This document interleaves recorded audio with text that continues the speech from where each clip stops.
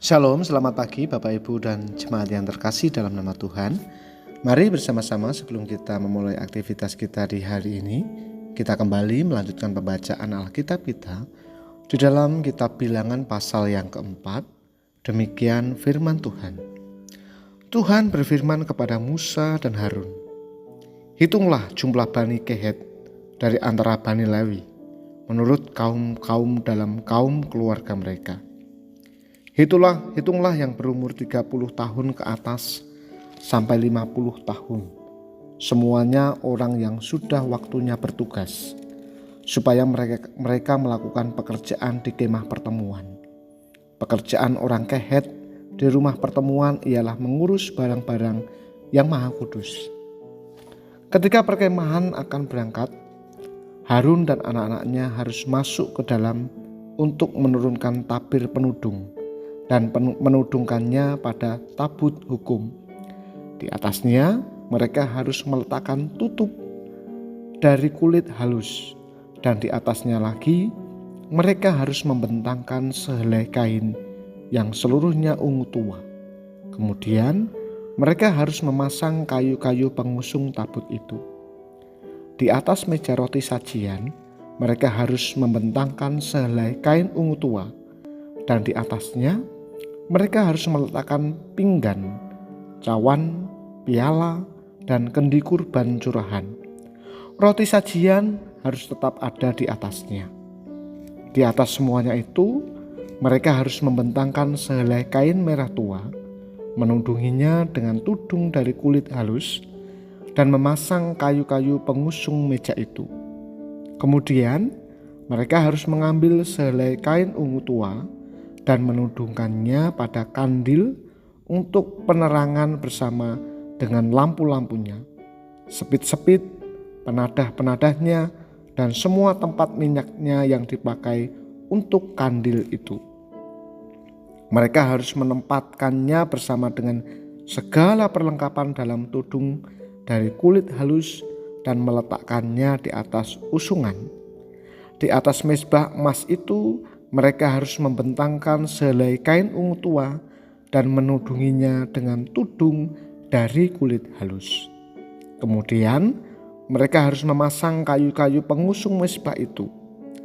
Lalu mereka harus mengambil segala perlengkapan yang dipakai untuk menyelenggarakan ibadah di tempat kudus, membungkusnya dengan sehelai kain ungu tua dan menudunginya dengan tudung dari kulit halus. Kemudian meletakkannya di atas usungan. Mereka harus membersihkan mezbah itu dari abu, lalu membentangkan sehelai kain ungu muda di atasnya. Sesudah itu, mereka meletakkan di atasnya segala perlengkapan yang dipakai, seperti perbaraan, garpu, penyodok, bokor penyiraman, dan segala perlengkapan mezbah itu. Di atasnya, mereka harus membentangkan tutup dari kulit halus, kemudian memasang kayu-kayu pengusung mezbah itu. Setelah Harun dan anak-anaknya selesai menudungi barang-barang kudus dan segala perlengkapan tempat kudus, pada waktu perkemahan akan berangkat, barulah orang Kehet boleh masuk ke dalam untuk mengangkat barang-barang itu. Tetapi janganlah mereka bersentuhan dengan barang-barang kudus itu, nanti mereka mati. Jadi itulah barang-barang di kemah pertemuan yang harus diangkat Bani Kehet. Tetapi Eliezer, anak Imam Harun bertanggung jawab atas minyak untuk penerangan, dupa yang wangi, kurban sajian yang tetap, dan minyak urapan. Ia bertanggung jawab atas segenap kemah suci dan segala isinya, baik barang-barang kudus maupun perlengkapannya. Tuhan berfirman kepada Musa dan Harun, "Perhatikanlah supaya suhu Kehet dengan kaum-kaumnya jangan binasa dari tengah-tengah orang Lewi. Inilah yang harus kamu lakukan bagi mereka, supaya mereka tetap hidup dan tidak mati ketika mereka mendekat ke barang-barang maha kudus. Harun dan anak-anaknya harus masuk ke dalam dan menempatkan mereka masing-masing di tempat tugasnya dekat barang yang harus diangkat. Tetapi janganlah mereka masuk ke dalam untuk melihat barang-barang kudus itu, walau hanya sesaat. Nanti mereka mati.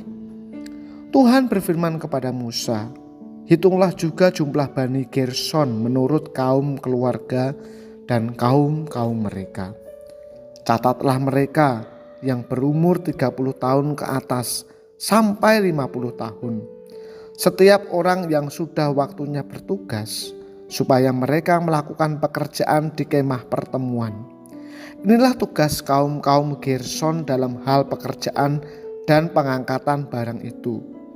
Mereka harus mengangkat tenda-tenda kemah suci, kemah pertemuan dengan tudungnya dan tudung dari kulit halus yang ada di atasnya, tirai pintu kemah pertemuan, tirai-tirai pembatas pelataran dan tirai pintu gerbang pelataran yang ada sekeliling kemah suci, dan mezbah dengan talinya dan segala perlengkapan untuk pekerjaan mereka. Mereka harus melakukan segala tugas yang perlu berkenaan dengan semuanya itu. Seluruh pekerjaan Bani Gerson harus dilakukan sesuai dengan perintah Harun dan anak-anaknya, baik segala tugas pengangkatan barang maupun pekerjaan itu. Kamu harus membuat mereka bertanggung jawab atas segala yang harus mereka angkat. Itulah tugas kaum-kaum Bani Gerson di kemah pertemuan. Mereka harus mengerjakannya di bawah pimpinan Itamar, anak Imam Harun. Bani Merari harus kau catat menurut kaum-kaum yang ada dalam kaum keluarga mereka. Catatlah mereka yang berumur 30 tahun ke atas sampai 50 tahun. Setiap orang yang sudah waktunya bertugas, supaya mereka melakukan pekerjaan di kemah pertemuan. Inilah yang wajib mereka angkat sehubungan dengan seluruh pekerjaan mereka di kemah pertemuan. Papan-papan kemah suci, kayu-kayu lintangnya, tiang-tiangnya, alas-alasnya, tiang-tiang pelataran sekelilingnya, alas-alasnya, patok-patok dan tali-talinya, serta segala perlengkapannya dan semua yang termasuk tugas mereka. Kamu harus menunjuk secara terperinci perlengkapan yang wajib mereka angkat. Itulah tugas kaum-kaum Bani Merari. Seluruh pekerjaan mereka di kemah pertemuan yang harus dilakukan di bawah pimpinan Itamar, anak Imam Harun. Musa dan Harun bersama para pemimpin umat Israel mencatat Bani Kehat menurut kaum-kaum yang ada dalam kaum keluarga mereka, dari yang berumur 30 tahun ke atas sampai 50 tahun. Setiap orang yang sudah waktunya bertugas untuk pekerjaan di kemah pertemuan. Mereka yang dicatat menurut kaum-kaumnya berjumlah 2.750 orang. Itulah orang-orang yang dicatat dari kaum-kaum Kehat. Semua orang-orang yang melakukan pekerjaan di kemah pertemuan. Mereka dicatat oleh Musa dan Harun sesuai dengan titah Tuhan dengan perantaraan Musa. Orang-orang Bani Gerson yang dicatat menurut kaum-kaum yang ada dalam kaum keluarga mereka ialah yang berumur 30 tahun ke atas sampai 50 tahun. Setiap orang yang sudah waktunya bertugas untuk pekerjaan di kemah pertemuan. Mereka yang dicatat menurut kaum-kaum yang ada dalam kaum keluarga mereka berjumlah 2.630 orang. Itulah jumlah yang dicatat dari kaum-kaum Bani Gerson. Semua orang yang melakukan pekerjaan di rumah di kemah pertemuan. Mereka dicatat oleh Musa dan Harun sesuai dengan titah Tuhan. Orang-orang Bani Merari yang dicatat menurut kaum-kaum yang ada dalam kaum keluarga mereka ialah orang-orang yang berumur 30 tahun ke atas sampai berumur 50 tahun. Setiap orang yang sudah waktunya bertugas untuk pekerjaan di kemah pertemuan. Mereka yang dicatat menurut kaum-kaum mereka berjumlah 3.200 orang. Itulah jumlah yang dicatat dari kaum-kaum Bani Merari.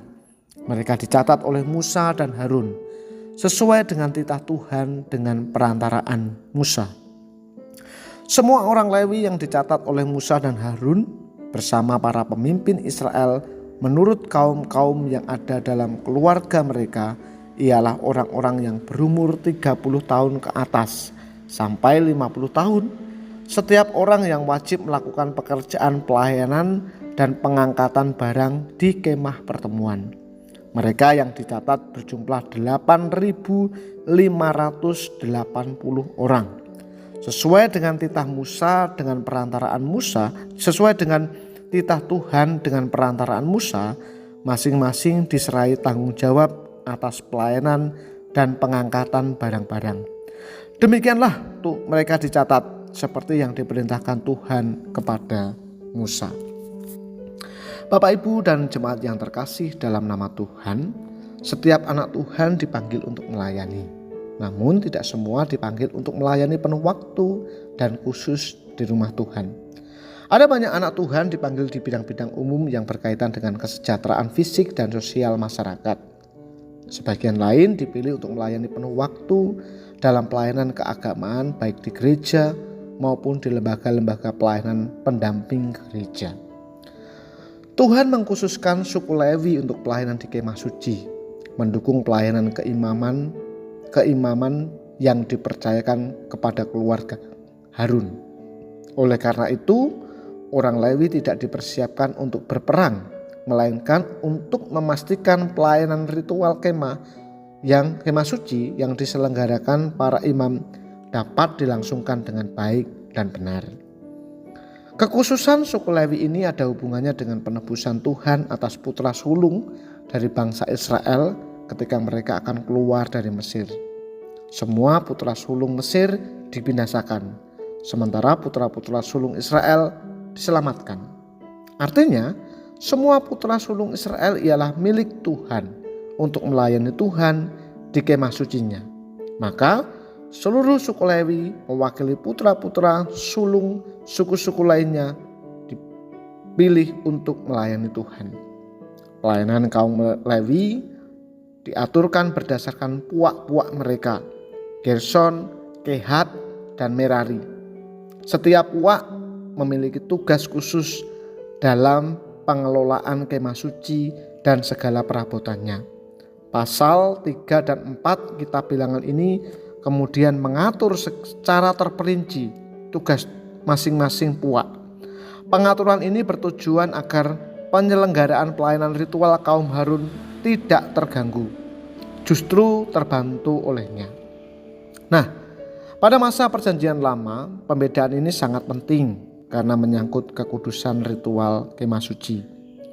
Orang awam tidak boleh bersentuhan dengan kemah suci dan perabotannya. Namun di dalam Kristus, perbedaan seperti itu tidak lagi diberlakukan. Semua pelayanan, baik di gereja, di lembaga Kristen maupun di dunia umum, sama-sama kudus di mata Tuhan. Untuk itu, siapapun kita dipanggil untuk melayani Tuhan sesuai dengan bidang, minat, dan kemampuan kita.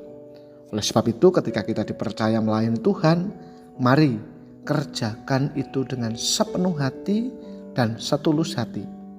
Sama seperti Imam Lewi dikhususkan untuk melayani Tuhan, kita pun dipanggil untuk melayani Tuhan di atas segala Tuhan, yaitu Tuhan kita, Yesus Kristus. Maka ketika kita diberikan kesempatan untuk melayani, persiapkanlah dengan sebaik-baiknya. Mari kita berdoa. Bapa di surga, kami mengucap syukur karena Tuhan memberikan kesempatan kepada kami untuk melayani. Mungkin di bidang keluarga, di tengah keluarga, bahkan di tengah komunitas kami bergereja. Untuk itu, biarlah kami belajar berkomitmen mengasihi Tuhan melalui pelayanan yang Tuhan percayakan kepada kami. Bapa, kami mau menyerahkan jemaat Tuhan di GKMI Salatiga yang saat ini sedang sakit. Mari Engkau lawat, sembuhkan dan jamah mereka. Biarlah mereka beroleh pertolongan dari Tuhan, serta keluarga yang mendampingi diberikan kekuatan.